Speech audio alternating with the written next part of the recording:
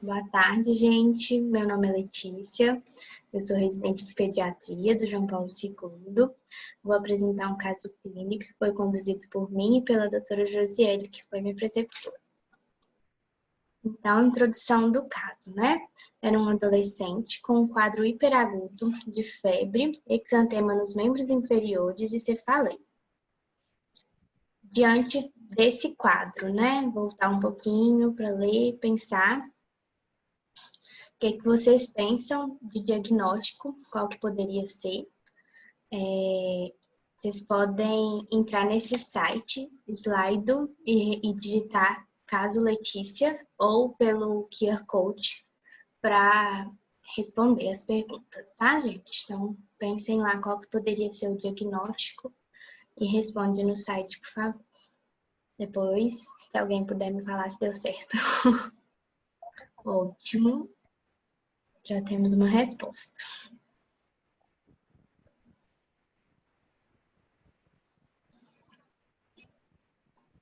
Dengue ficou forte. Ótimo. Febre hemorrágica, incluindo tudo.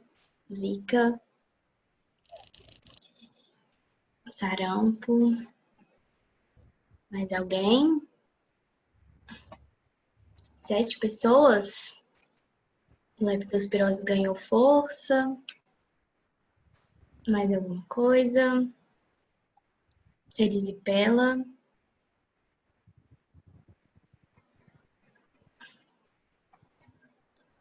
Acho que eu vou passar. Já deu tempo.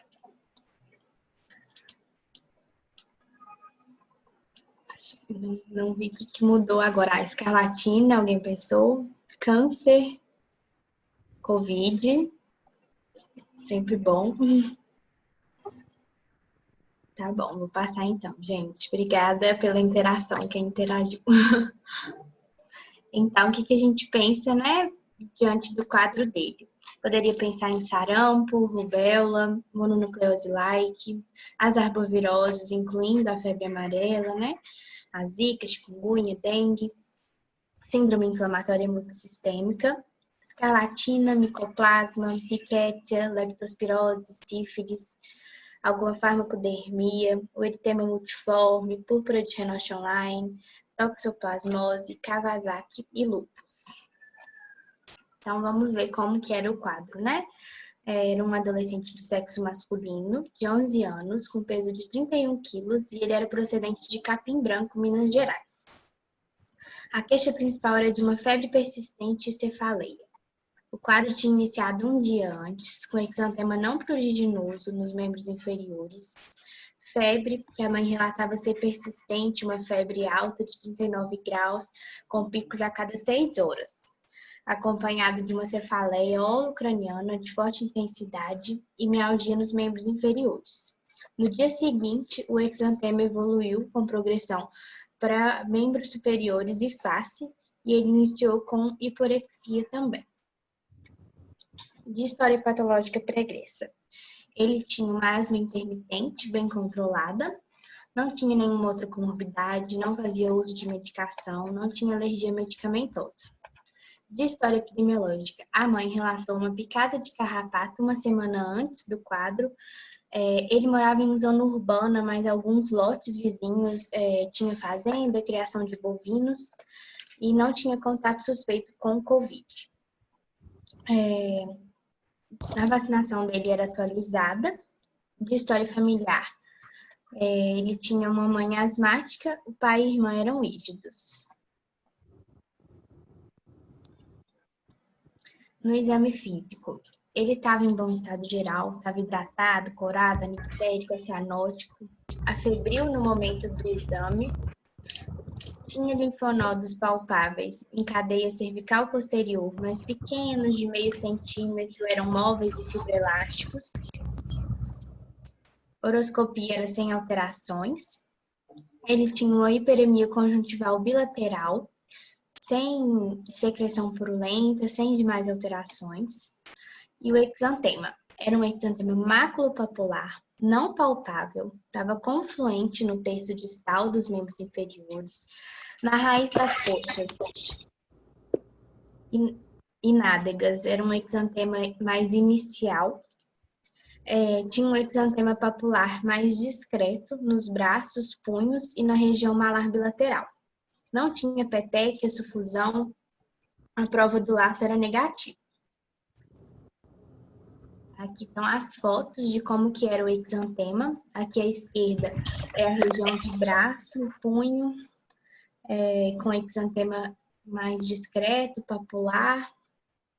Aqui os membros inferiores e aqui a região malar. Como eu falei, era não palpável, né? Não tinha placa, não tinha elevação, não tinha borda elevada, era um exantema bem plano mesmo.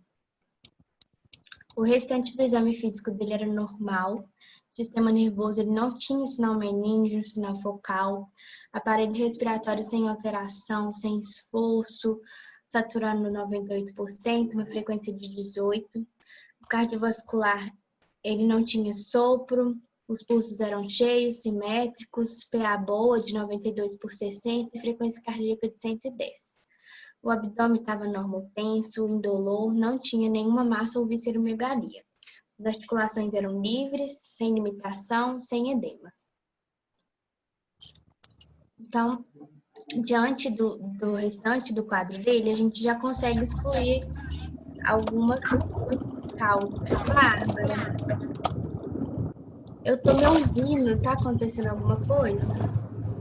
Eu vou mutar aqui, pode deixar, peraí. Tá. Tá bom. Então, a gente consegue excluir já sarampo e rubéola pelo histórico de cartão vacinal atualizado, ausência de pródromos catarrais, pelo padrão de progressão do exantema dele, né, que nessas doenças costuma ser mais céfalo-caudal. Mononucleose like, a gente não pensou tanto, porque não tinha visceromegalia, não tinha linfadenopatia, não conseguimos ainda, né, mantivemos a hipótese de arbovirose e de síndrome inflamatória multissistêmica.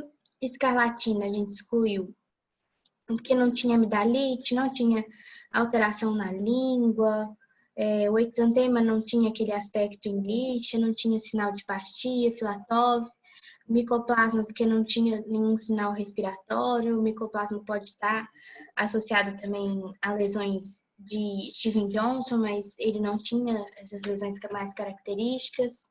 Rickettsiose a gente mantém. Leptospirose a gente excluiu, porque não tinha, a gente pesquisou história epidemiológica e não encontramos. Sífilis, não tinha lesão de mucosa, não tinha linfonodopatia também, então não pensamos tanto. Farmacodermia, porque a mãe relatava que não tinha ingestão de nenhum medicamento nos últimos meses. Eritema multiforme mantém. A púrpura de Renault Online excluímos, pois não tinha lesão palpável, não tinha dor abdominal, que também pode ter, artrites, toxoplasmose, excluímos também, mesma forma, mononucleose like, né? Não tinha linfadenopatia, hepatospleno. Kawasaki pode ser, ainda não preenche critérios, mas preferimos observar a evolução. E lúpus também, ele não preenche critérios. Então, agora, o que vocês pensam de pedir de exame diante dessas suspeitas diagnósticas?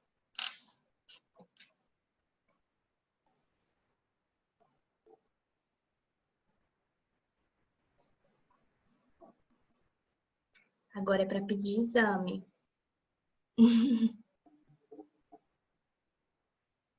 Hemograma, PCR. O que mais? Mais alguma coisa, gente? Coágulo, ótimo.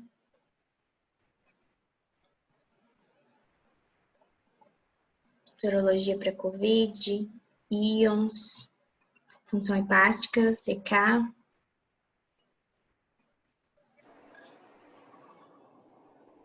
O que mais? Será que tá faltando algum? Teste rápido para dengue, TGO, TGP.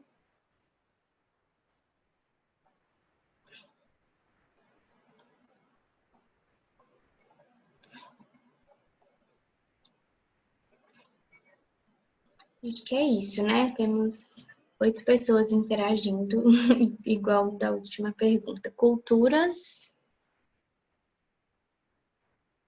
sorologia para rickettsia, ferritina, o LDH também surgiu aí, bilirrubina.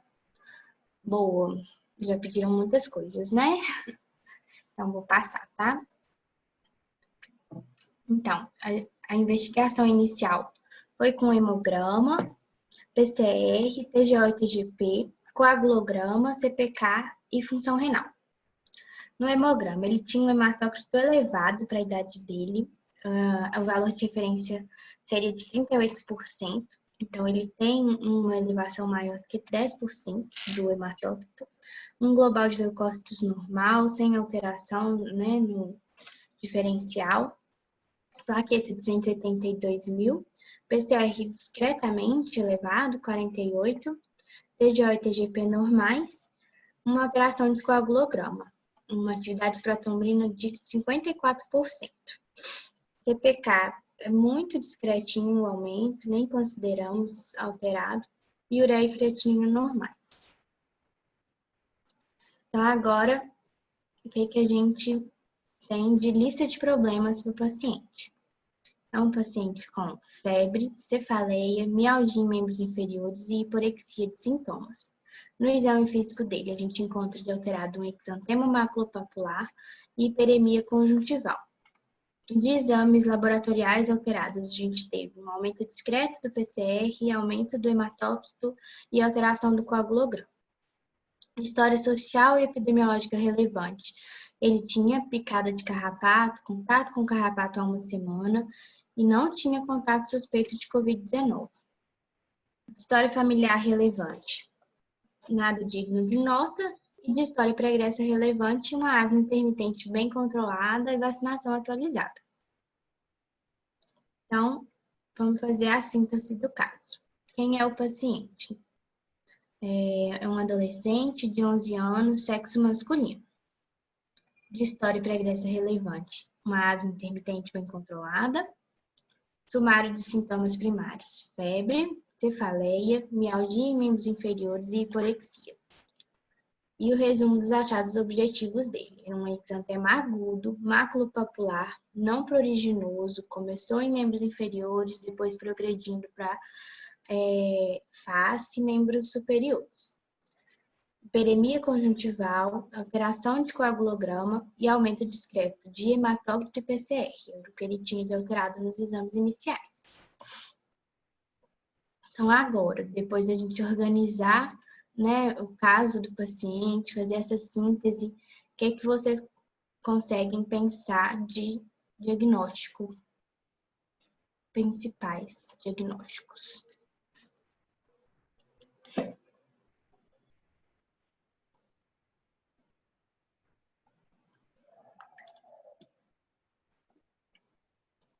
Rickettsiose, febre hemorrágica, síndrome inflamatória multissistêmica, febre maculosa,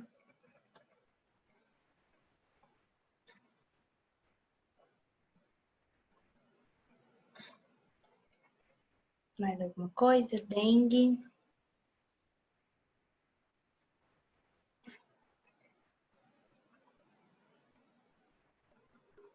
Febre maculosa tá forte. Dengue também, Kawasaki incompleto. Dengue C.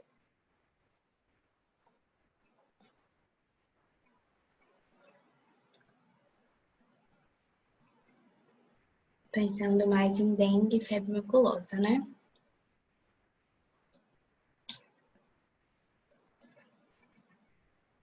Ótimo.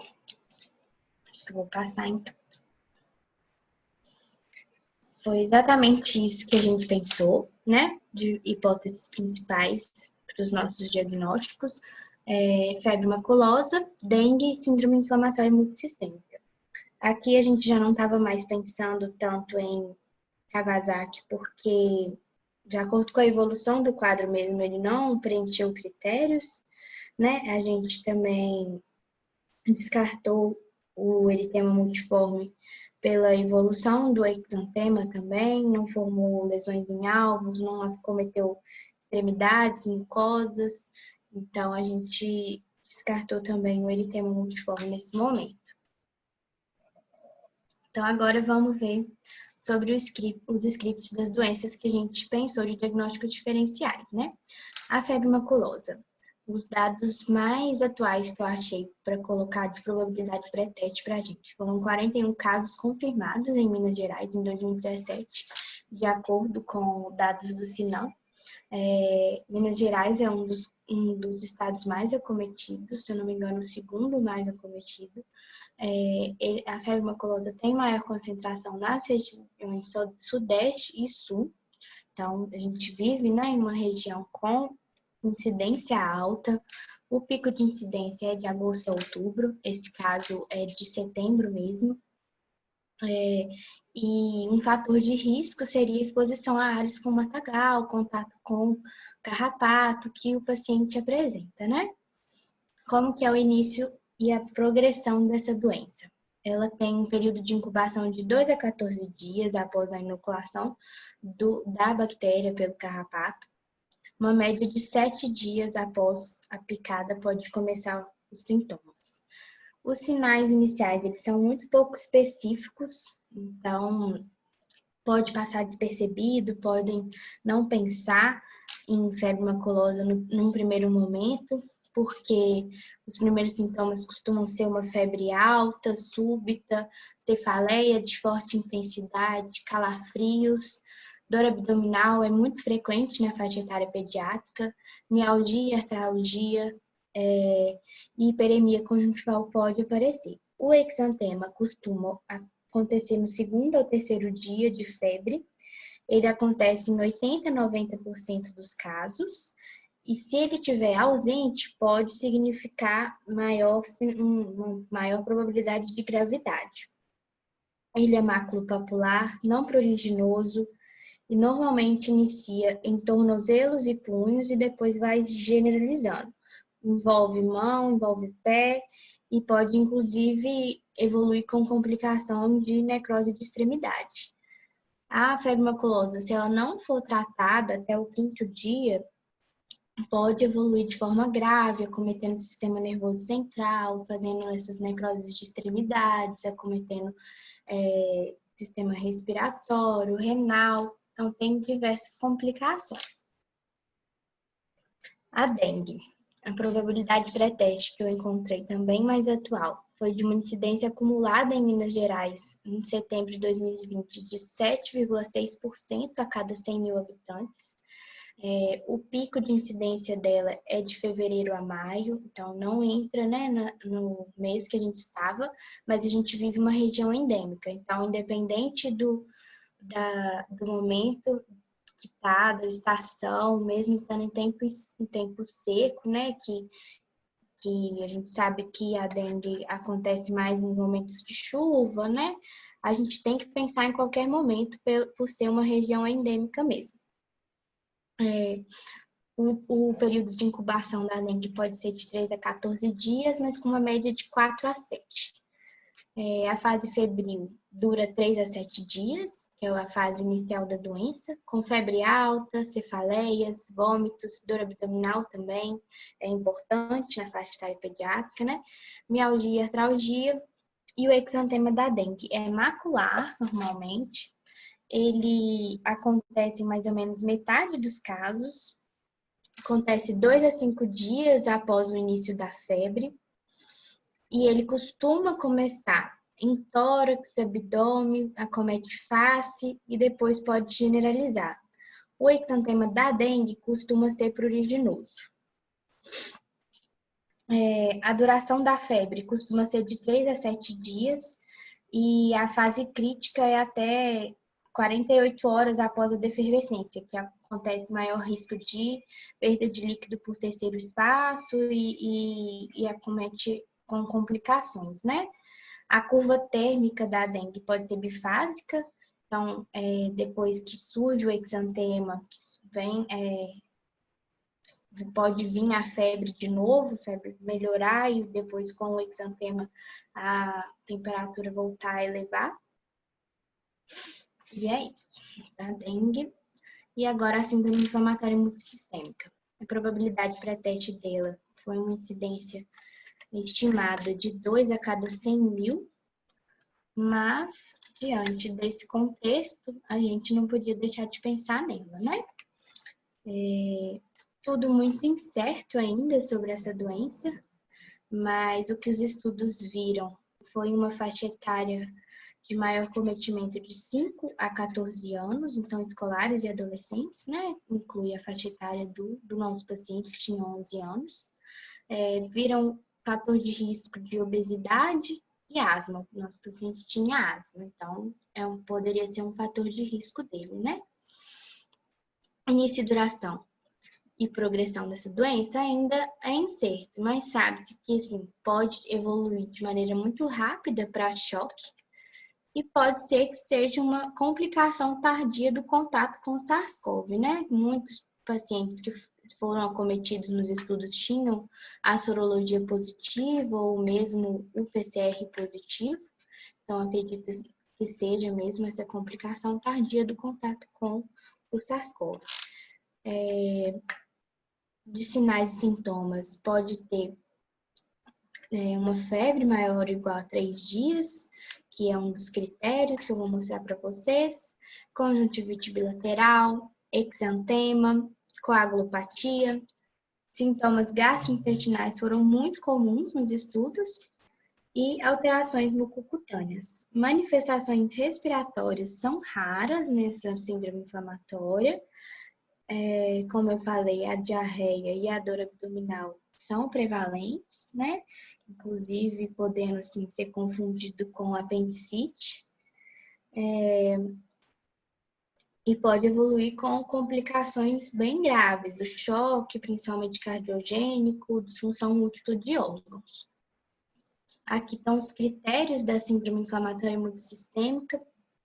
São crianças e adolescentes de 0 a 19 anos com febre maior ou igual a 3 dias e 2 desses critérios, 1 a 5. Então, exantema ou conjuntivite não purulenta bilateral ou sinais de inflamação mucocutânea, oral, mão, pé, hipotensão ou choque, características de disfunção miocárdica, pericardite, valvulite ou anormalidades coronárias, pode ser achado ecocardiográfico, elevação de troponina e BNP, evidência de coagulopatia, então daí a importância, né, de fazer um coagulograma, fazer um dedímero, problemas gastrointestinais agudos, como eu falei, são muito comuns, a diarreia, vômito, dor abdominal.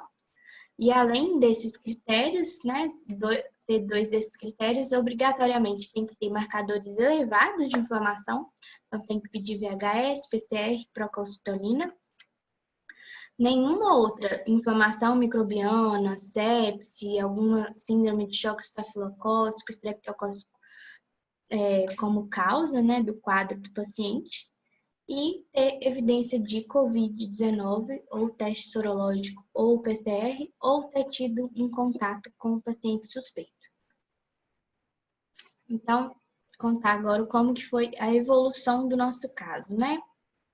A gente viu aqueles exames alterados, com hematócrito elevado, então pensamos em dengue tipo B. Para fazer o tratamento para dengue tipo B, de acordo com o protocolo, seria soro fisiológico, 40 ml por quilo, em 4 horas. Começamos também a TRO, 1/3 do aporte hídrico, doxiciclina, pensando na febre maculosa, 2,2 mg quilo, de 12 em 12 horas, e vitamina K, 5 mg e M, durante 3 dias, para o tratamento da alteração do coagulograma. Depois dessas medidas iniciais, a gente pediu para repetir os exames e completamos a propedêutica, deixamos para coletar após as 4 horas do soro para observar o hematócrito e tivemos uma melhora no hematócrito, passou para 38,7. O PCR teve uma pequena elevação, ainda foi uma elevação, né, discreta de 74,5 e tivemos uma melhora no coagulograma, na atividade de protrombina dele que estava alterada. Função renal permaneceu boa, EAS sem alterações, uma albumina de 3,6, proteínas totais de 6,1, enzimas canaliculares normais, bilirrubina normal, íons normais, um dedímero baixinho de 0,5, troponina baixa de 1,6 e o NS1, a gente solicitou também, era não reagente. Então, agora, vamos organizar aquelas manifestações que a gente estava pensando, de acordo com essa tabelinha, para a gente tentar fechar um diagnóstico, né? A febre maculosa. De epidemiologia e fatores de risco que o paciente tinha, seria a história de picada de carrapato e a incidência ser maior de agosto a outubro. De manifestação clínica favorável à hipótese de febre maculosa, o paciente tinha febre alta, tinha o exantema iniciando no tornozelo, ele teve ainda, e vou falar sobre hiperpigmentação no tornozelo, nas lesões do tornozelo, ele tinha cefaleia, que é um sintoma muito frequente, hiperemia conjuntival, mialgia. De contrário, ele tinha esse exantema sendo uma das primeiras manifestações do quadro dele, e a gente viu que na febre maculosa ele começa no segundo, terceiro dia de quadro. A propedêutica dele, os exames que teria que pedir para a febre maculosa seria hemograma, função hepática, função renal com íons, CPK e sorologia PCR para febre maculosa. Então, de achados esperados que a gente poderia ter encontrado: anemia, plaquetopenia, alterações no coágulo, TGO e TGP aumentado, CK aumentado e hiponatremia. Aqui a gente encontrou somente alterações do coagulograma no paciente. Aí, a dengue, né? A gente poderia pensar nela por ser uma área endêmica, igual eu falei, sempre tem que pensar diante de um quadro clínico suspeito. Ele tinha de manifestação clínica favorável à hipótese uma febre alta, maior ou igual a 3 dias, teve cefaleia, teve mialgia. Porém, o exantema dele também, iniciando no primeiro dia, não fala a favor de dengue, e o exantema ser não pruriginoso também seria algo mais contrário à dengue. De exames necessários seria hemograma, função hepática, NS1 e sorologia após o 5º dia de sintoma. A gente esperaria encontrar uma leucopenia, trombocitopenia, não vimos. Aumento do hematócrito foi visto no paciente, aumento de TGO e TGP ele também não tinha. A síndrome inflamatória multissistêmica de epidemiologia, ele estava na faixa etária mais acometida, né? E ele tinha fator de risco, que é a asma. De clínica favorável à síndrome, ele teve febre maior ou igual a 3 dias, teve a hiperemia conjuntival. Mas ele não teve os outros critérios, não dava para fechar, né?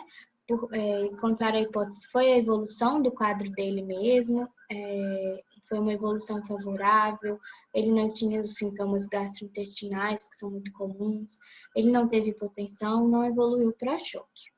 Os exames necessários para a síndrome inflamatória multissistêmica são hemograma, função hepática, função renal, as provas inflamatórias fazem parte dos critérios, troponina, BNP e dedímero, e o PCR e sorologia para COVID. O que a gente poderia encontrar? Linfopenia e neutrofilia no hemograma, provas inflamatórias elevadas e alterações de coagulograma. Então, aqui ele só teve essa alteração de coagulograma mesmo. Como que foi a evolução? Depois que a gente começou a doxiciclina, ele evoluiu com a febril 72 horas. O exantema evoluiu com melhora nos membros superiores e na face, e nos membros inferiores ele teve uma hiperpigmentação no local do exantema. Infelizmente, o resultado da sorologia e PCR para febre maculosa vieram negativos, mas a gente tem que pensar, né, no momento que foi coletado, que não foi tão adequado, porque a sorologia ela vem mais alterada a partir do 7º dia, ele coletou do segundo para o terceiro dia do sintoma. E o PCR ele tem que ser coletado antes do início do antibiótico. E o antibiótico já tinha sido começado quando a gente pediu esses exames. A sorologia também, ela tem que ser repetida 2 semanas depois para confirmar. Então, para ver se não teve uma viragem do IgG, que é mais sensível pelo método de imunofluorescência indireta. E isso seria realizado a nível ambulatorial, não deu nem tempo ainda de a gente ter esse resultado para ver. De diagnóstico final que a gente ficou, então. A febre maculosa foi o que a gente mais pensou, mesmo com esses exames negativos, não tem como a gente falar se foi ou não. A dengue também não teve como a gente excluir, porque o NS1 negativo não exclui. E ele a clínica dele foi também, a gente pode pensar em dengue, né, diante da clínica que ele teve. Então, a gente ficou com esses diagnósticos prováveis, não conseguimos fechar um diagnóstico. E a síndrome inflamatória multissistêmica foi excluída, né? De acordo com aqueles critérios, ele não preenchia mesmo critérios para síndrome inflamatória multissistêmica. Então, aqui só para fechar, falando sobre a febre maculosa, que foi nossa principal hipótese. Caso suspeito, seria qualquer paciente que tiver febre súbita, com mialgia e cefaleia, associada à história de picada de carrapato, ou febre súbita com mialgia, cefaleia, exantema e manifestações hemorrágicas do segundo ao quinto dia. Diante de qualquer caso suspeito, a gente tem que solicitar os exames, tem que solicitar a coleta de PCR para riquétia e iniciar o tratamento com doxiciclina, que para pacientes com menos de 45 quilos são 2,2 miligramas quilo a cada 12 horas. E quem tem mais de 45 quilos, a gente faz dose de adulto, que são 100 miligramas de 12 em 12 horas. A doxiciclina é usada via oral e o cloranfenicol é usado em pacientes que não têm via oral disponível. Para fazer EV, seria o cloranfenicol 12,5 a 50 miligramas quilo de 6 em 6 horas. Aqui, para ilustrar o exantema típico da febre maculosa, em região aqui de punho, acometendo a mão, né? A gente achou bem parecido com o que o paciente apresentou, e aqui na região do bracinho. E de mensagem final sobre o meu caso, eu queria destacar a importância do tratamento empírico, né, dessas situações que podem evoluir de forma mais grave, valorizando o contexto clínico epidemiológico do paciente. Então, diante dessas hipóteses que a gente teve, a gente tinha mesmo que já iniciar o tratamento empírico, né? E eu fiquei muito chateada depois que eu decidi apresentar o caso, que eu fui ver que saiu o resultado da sorologia, do PCR para riquétia e veio negativo. Mas medicina não é uma ciência exata, né? Nem, a gente nunca vai ter certeza do que aconteceu, é muito difícil. Diagnósticos de certeza, assim, a gente tem que saber lidar com essa frustração de não saber o diagnóstico etiológico de tudo, principalmente na infecto, eu acho. E saber tratar empiricamente é muito importante para evitar evoluções desfavoráveis, né?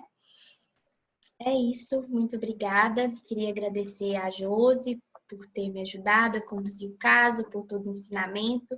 A Bárbara, que me ajudou demais também a fazer a apresentação, a pensar nos diagnósticos diferenciais, né? Me ajudou com as referências bibliográficas. A Thalita também me ajudou com referências. E é isso, gente. Muito obrigada. Se alguém quiser fazer uma pergunta, fiquem à vontade.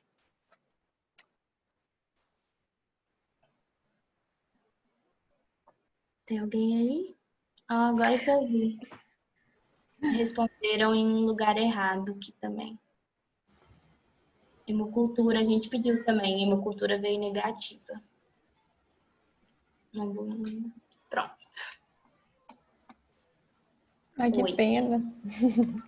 Parabéns, viu, Letícia? Ficou ótima a sua aula. Obrigada, Gostei Bárbara. muito da sua mensagem final de ter que lidar com a frustração de não saber o diagnóstico, né? Quase que Ai, você eu fiquei desistiu do arrasada. caso por causa disso, né? Sim, E não juro. é esse o foco, né? A gente quer trabalhar aqui é o raciocínio, então deu para fazer perfeitamente, foi muito interessante. Acho que é um caso que deve ter sido um desafio na prática, né? Assim, na vida real. Foi muito Mas eu legal. achei muito legal. Acho que você aprendeu muito também, né? Não foi? Com certeza. E assim, eu esqueci de falar que eu fiquei tentando, eu queria descobrir uma forma de excluir dengue, eu queria achar assim, não, agora eu fechei o diagnóstico mesmo. E não tem jeito, né? A gente não fecha 100% dos diagnósticos mesmo. Então, eu também vou elogiar a Letícia, Deixa a que eu Josi achei que o falar. caso ficou ótimo, né? A apresentação ficou muito boa. Obrigada. E, assim, eu falei muito isso com ela, a questão da frustração, porque nem sempre a gente vai conseguir chegar num diagnóstico, né? Assim, como geneticista, eu acho que eu aprendi isso mais arduamente do que qualquer outra especialidade. A gente realmente não tem diagnóstico para muitos pacientes e a gente trata de forma empírica, a gente trata baseado num diagnóstico sindrômico. Então, assim, não ter essa angústia. Nós estamos tratando febre maculosa, nós estamos tratando dengue. Então, o que esse menino tem? Assim, às vezes a gente precisa realmente tratar mais de uma coisa ao mesmo tempo, porque seu tratamento é empírico, você tem várias hipóteses diagnósticas, e se você ficar esperando, o paciente vai evoluir, não. Acho que a Letícia pontuou muito bem aí as mensagens finais que a gente queria deixar. Obrigada, Josi. E aí, alguém quer fazer alguma pergunta sobre o caso? Não sei se ficou tudo claro. Ah, eu não assinei a lista de presentes ainda. Me espera, tá, Bárbara? Tranquilo. Você sabe falar se colheu a outra sorologia depois de 2 semanas? Não sei, porque eu encaminhei pro Não, né? posto. Ele não é daqui, né, de BH. Senão a gente até poderia Aham. pedir para ele voltar e coletar no CGP mesmo. A Andrea falou que poderia fazer isso. Só que como ele não era daqui, a gente pediu para ele ser reavaliado no posto Uhum. dele. Aí eu não tive Sim. notícias. Não, era só de curiosidade mesmo. É, Tá também bom. fiquei. Queria saber. Alguém mais quer fazer alguma pergunta, gente, para Letícia? A Brígida mandou aqui no chat, ó, Letícia. Tinha quanto tempo da picada? Não Uma sabe, né? semana. Que eram várias. Uma Ah, semana. uma? Eu É, tinha vários ele carrapatos? falou, ele falou que já teve várias picadas de carrapato, mas a última que lembrava era uma semana. Então coincidia mesmo com o tempo, assim. Tudo falava a favor de febre maculosa.